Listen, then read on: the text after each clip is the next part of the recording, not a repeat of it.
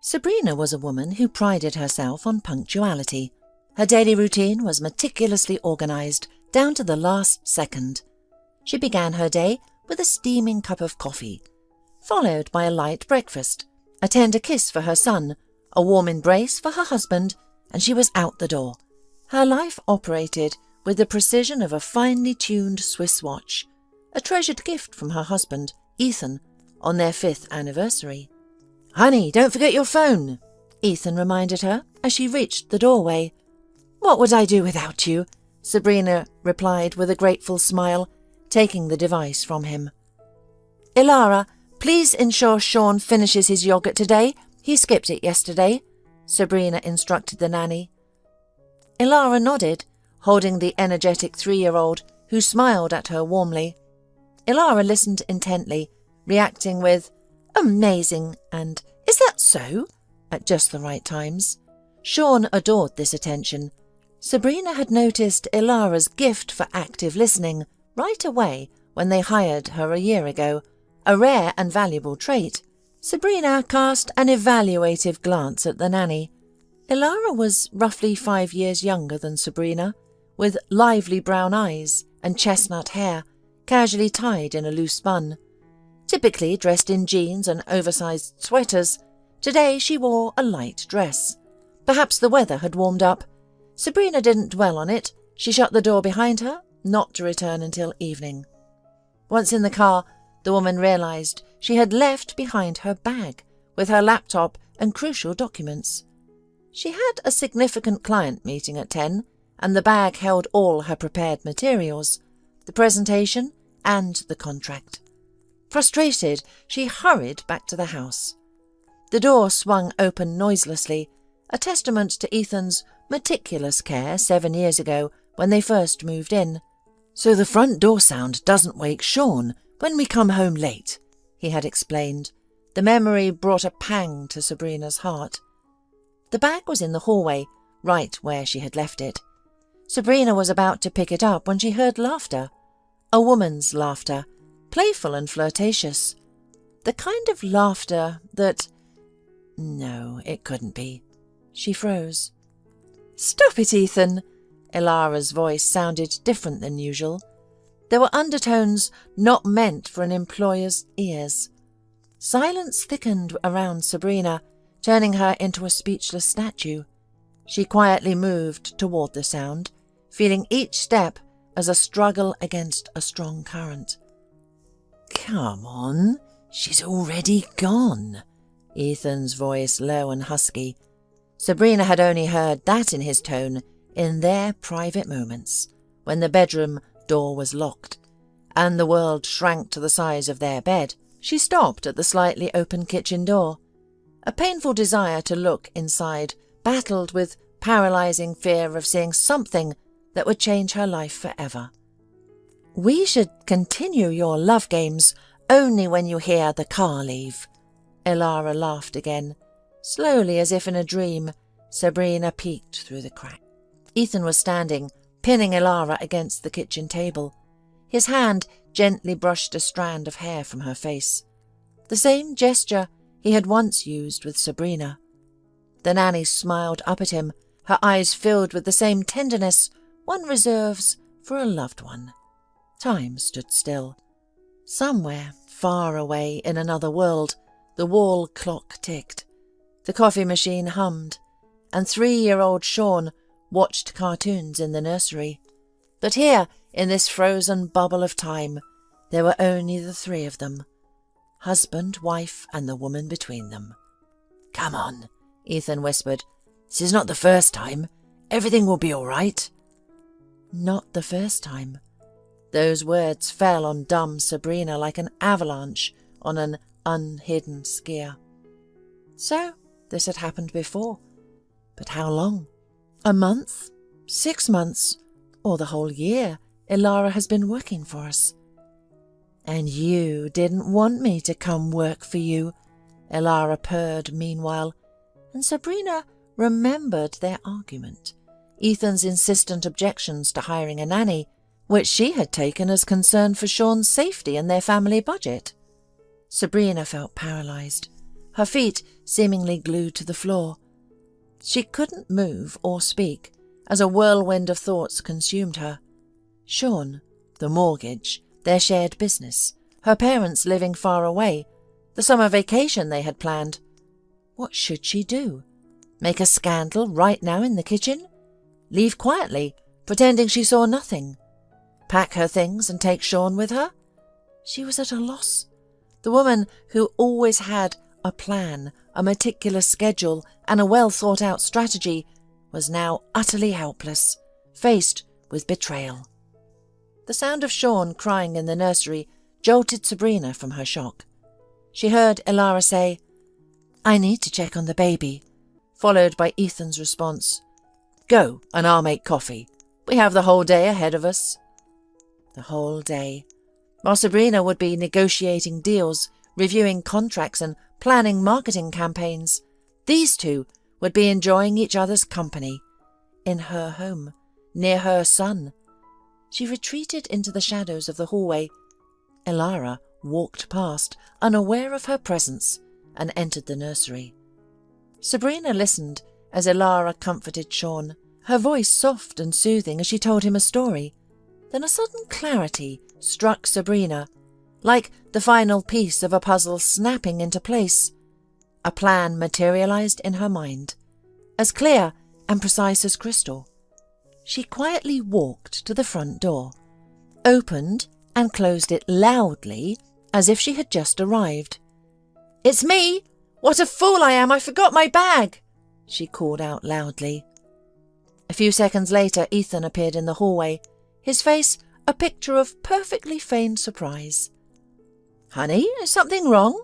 She smiled, broadly and genuinely, as if nothing was amiss. "You won't believe it, but I was on the way to the office and realized I'd forgotten my bag with the documents. And you know, I have an important meeting today."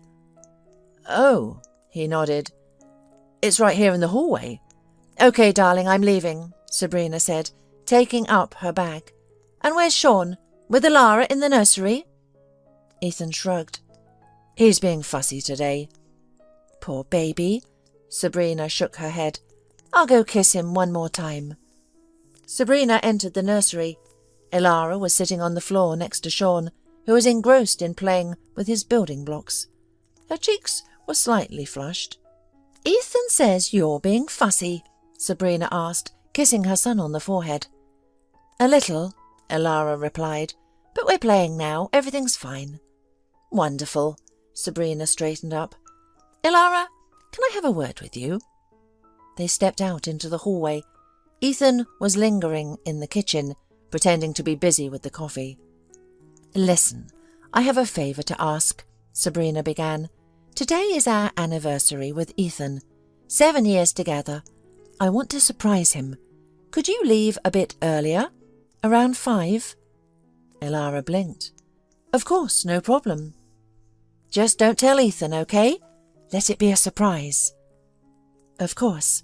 Congratulations on your anniversary." "Thank you," Sabrina smiled. "See you this evening, then." She left the house, got into her car, and drove towards the office. At the first traffic light, she pulled out her phone and dialed a number. "Good morning, Carl. Listen, remember you offered me a stake in that project in a town on the seaside?" "I'm in." "Yes, right now." "No, Ethan doesn't mind. We've discussed it. I'll come by today and sign the papers. And one more thing. I need a good family lawyer. Can you recommend anyone?" In the evening, precisely at 6 o'clock, Sabrina walked through the front door. As anticipated, Elara had already left. Ethan met her in the living room, unusually cheerful. "How was your day?" he asked, giving her a peck on the cheek. "Quite productive," Sabrina responded coolly. "And yours?" "Nothing out of the ordinary," he said with a shrug. Elara mentioned she had to leave early. Something urgent came up. "Really?" Sabrina pretended to be surprised. "How's Sean been?" she asked. "We had a fantastic day," Ethan replied, gesturing towards the nursery, where Sean's laughter echoed. "We built a rocket ship with his building blocks." "That sounds lovely," Sabrina said with a smile. Could you help Sean wash up for dinner while I set the table? I have a little surprise planned." As Ethan and Sean headed to the bathroom, Sabrina swiftly arranged a take-out meal on the dining table next to the plates. She then uncorked a bottle of wine she had purchased on her way home. Ethan returned with Sean and seated him at the table. "What's for dinner? I'm starving." "It's a surprise." Sabrina poured wine into the glasses. "By the way, do you remember what day it is today?" Ethan paused. Wednesday." "That too?" she smiled. "Anything else?" "What else?" "Today marks exactly 1 year since Ilara started working for us. I thought we should celebrate." He relaxed. "Oh, right, a year already." "And 7 years since we've been together," Sabrina added. "On one hand, an eternity. On the other, like a single day." "Yes, time flies." Ethan raised his glass. "To us?" "Well, let's drink to the truth." Sabrina clinked glasses with him. "And to new beginnings." They had dinner, discussing trivial events of the day.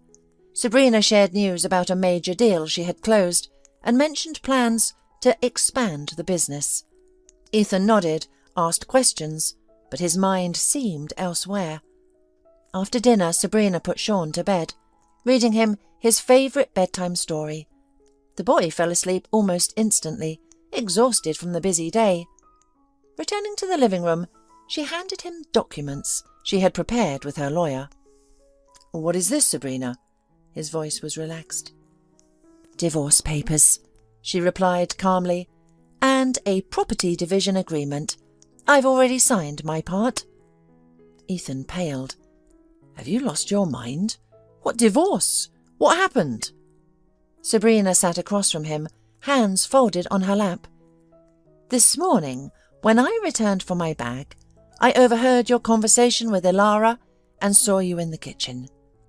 Ethan was silent. Then his face contorted. "Sabrina, it's not what you thought." "Please." Sabrina raised her hand, halting him. "Don't bother me with 'it's not what you think,' or with 'it only happened once,' or with 'it meant nothing.' Let's spare each other the clichés. Heard your conversation, your words about 'not the first time.' That's what you said, which means it happened before. I don't know how long this has been going on, and honestly, I don't care to know." Ethan sat silently, his head lowered. "You're right," he finally admitted. "I acted terribly, but I don't want a divorce. We can work through this. I'll break up with Ilara. We can see a family therapist." "No," Sabrina shook her head firmly. "This isn't about Ilara.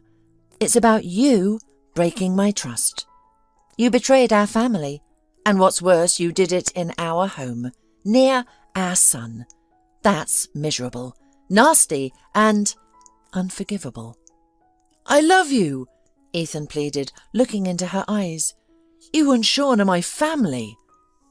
"If you loved us, you wouldn't have done this," Sabrina replied coldly.